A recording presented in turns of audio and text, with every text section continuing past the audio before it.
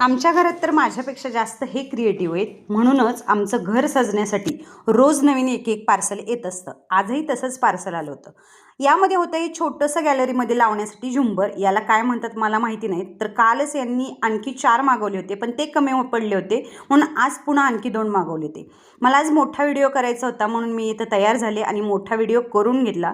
त्यानंतर संध्याकाळचे स्वयंपाकाला लागले. तोपर्यंत यांनी मशीन म्हणजेच आमचं काम सुरू करण्यासाठी काही नारळ वापरले होते, फोडले होते. तर ते नारळ घरी घेऊन आले आणि मला याची बर्फी बनव म्हणली. बर्फी तर मी उद्या बनवणार आहे, पण आज हे फोडून ठेवायचे होते म्हणून ते फोडून घेतले. तुम्हाला आठवतं का आपल्या लहानपणी आपण नारळ आणि साखर हा आवडीचा पदार्थ खायचो. तुम्ही खाल्ला आहे का मला कमेंट करून सांगा.